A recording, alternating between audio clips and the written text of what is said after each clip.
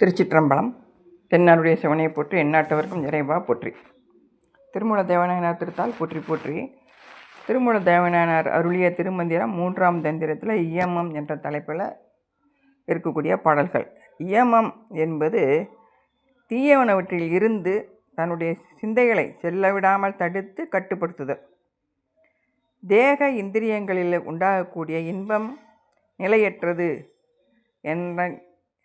என்று எண்ணக்கூடிய அந்த வைராக்கியமே இயமம் என்பது திரிசிகி உபனிஷம், தரிசனோ உபனிஷம், சாண்டில்யோ உபனிஷம், சூத சங்கீதை இப்படி எல்லாத்துலேயும் சொல்லப்பட்டிருக்கு. இப்போ பாடல்: எழுந்து நீர் பெய்யினும் 8 திசையும் செழுந்த நியமங்கள் செய்மின் என்று அண்ணல் கொழுந்தன் பவள குளிர்ச்சடை ஓடே அழுந்திய நால்வர்க்கு அருள் புரிந்தானே. 8 திசையும் எழுந்து நீர் பெய்யினும், 8 திசையும் மேகங்கள் மேலோங்கி எழுந்து மழை பொழிந்தாலும் செழுமையான குளிர்ந்த அந்த இயமங்களை தவறாது செய்யுங்கள் அப்படின்னு பெருமையில் சிறந்தவனான சிவபெருமான் கொழுமையான குளிர்ந்த பவளம் போன்ற திருச்சடையோடு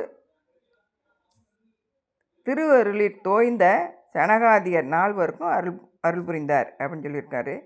அந்த நால்வர் யார் அப்படின்னா ஜனகர், சனந்தனர், சனாதனர், சனத்குமாரர் என்று சொல்லக்கூடியவர்கள். நீர் பெய்யினும் அப்படின்னு சொல்லியிருக்கிறது நீரூழி அந்த வந்த காலம், அதாவது நீரினால் அழிவு ஏற்படக்கூடிய காலமாக இருந்தால் கூட அந்த இயமங்களை தவறாது செய்யணும் அப்படின்னு சொல்கிறாரு. சித்தாந்தப்படி மகாயுகம் அப்படின்னு சொல்லப்படும் அந்த மகாயுகம் சத்தியயுகம், திரேதாயுகம், துவாபர யுகம் மற்றும் கலியுகம். இந்த 4 யுகங்கள் சேர்ந்ததே ஒரு மகாயுகம். தற்போது நடக்கக்கூடிய யுகம் கலியுகம். அந்த கலியுகத்தின் முடிவில் இந்த உலகம், பூ உலகம் ஆழி பேரலையால் அழியும் அப்படின்னு சொல்லப்படுது. அதுதான் ஊழி காலம், அதாவது யுகாந்த காலம் அப்படின்னு சொல்கிறாங்க. யுகம் ப்ளஸ் அந்தம், யுகாந்தம். இந்த கலிகாலத்தின் மொத்த காலம் எவ்வளவு அப்படின்னு பார்த்தோம்னா 4,32,000 ஆண்டுகள்.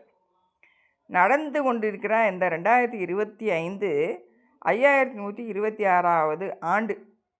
அது 5126 ஆண்டு நிறைவடையுது 2025. அடுத்து இன்னும் இருக்கக்கூடிய காலங்கள் 4,26,874 ஆண்டுகள் இந்த கலியுகம் தொடரும். இந்த கலியுகம் எப்படி கணக்கு பண்ணியிருக்காங்க அப்படின்னா கிருஷ்ணருடைய மரணத்தை அடிப்படையாக வச்சு தான் இந்த கலியுகம் கிமு 3102 இருந்து தொடங்கி கணக்கு பண்ணியிருக்காங்க. இப்படி இந்த கலியுகம் முடியும், அந்த அப்படி ஊழி காலமாக இருந்தால் கூட அந்த இயமம் முறைப்படி செய்யணும் அப்படின்னு சொல்கிறாரு. அப்படின்னு இந்த 4 பேருக்கும் சாமி உணர்த்தியிருக்கார். அடுத்த பாடல்: கொல்லான் பொய்கூறான் களவிலான் எண்குணன் நல்லான் அடக்கமுடையான் நடு செய்ய வல்லான் பகுத்து உண்பான் மாசிலான் கட்காமம் இல்லான் இயமத்திடையில் நின்றானே. இந்த இயமங்கிறதுக்கு என்னென்ன சொல்கிறாரு.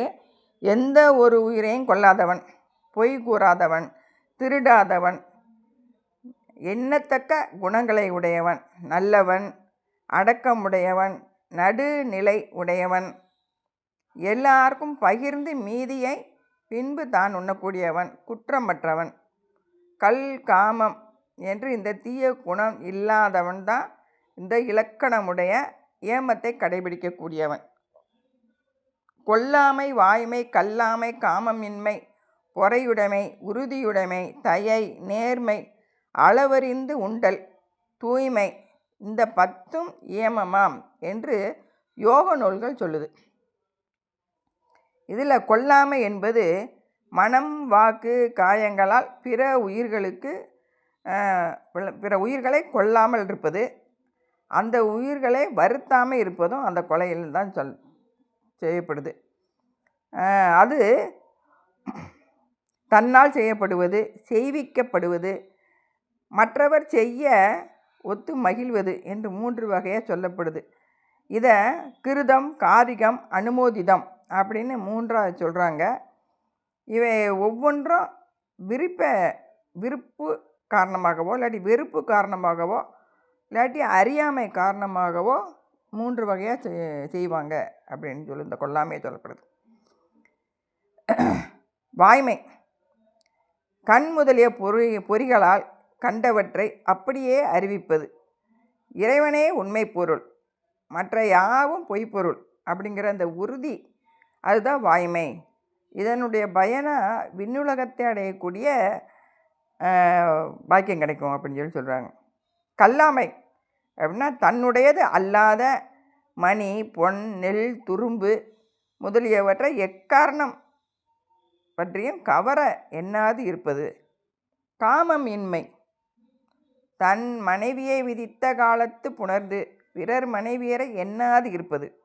இது 8 வகையாக சொல்லப்படுது.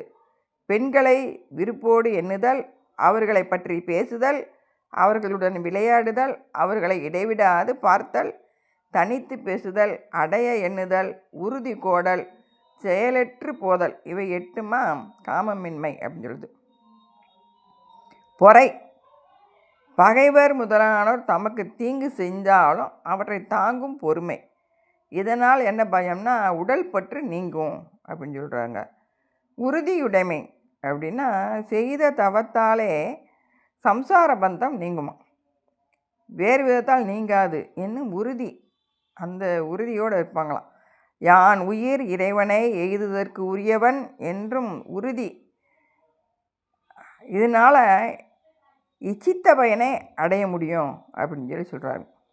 கருணையுடைமை பிற உயிரையும் தமது உயிர் போல பேணுதல். இதனால் எல்லாரும் வசப்பட முடியும், எல்லாத்தையும் வசப்படுத்தக்கூடிய அந்த கருணையினால் எல்லாரையும் வசப்படுத்தலாம். பொதுமை பகை, நட்பு, சுற்றம் ஆகிய எல்லார்ட்டையும் எப்போதும் சமமாக பாவனை செய்கிறது. இதனால் மனம் மகிழ்ச்சி உண்டாகும். அளவான உணவு, அரை வயிறு உணவும் 1/4 வயிறு நீரும் 1/4 வயிறு காற்றுமாக உட்கொள்ளணும். இதன் பயன் ஆரோக்கியமாக இருக்கும். தூய்மை அப்படின்னா உள்ளும் புறமும் தூய்மையாக இருத்தல். இதில் அகத்தூய்மை, புறத்தூய்மை என 2 வகைப்படும். அகத்தூய்மை ஞான சௌசம், அதாவது ஞான பாக்கியம் கிடைக்கும். அதாவது புறத்தூய்மை நீரால் அமையும், அகத்தூய்மை வாய்மையால் காணப்படும் அப்படின்னு வள்ளுவர் பெருமான் சொல்கிறாரு. உடம்புல வெளிப்புற தூய்மையை நீரால் கழுவலாம். மனத்தின் அகத்தூய்மை வாய்மையால், அதாவது உண்மை பேசுவதால் அந்த மன தூய்மை அடையும் அப்படின்னு சொல்லி இப்படி இயமத்தை பற்றி நம்ம திருமந்திரம் திருமூல தேவநாயனார் சொல்லி வச்சுருக்கார். கடைபிடிப்போம். திருச்சிற்றம்பலம்.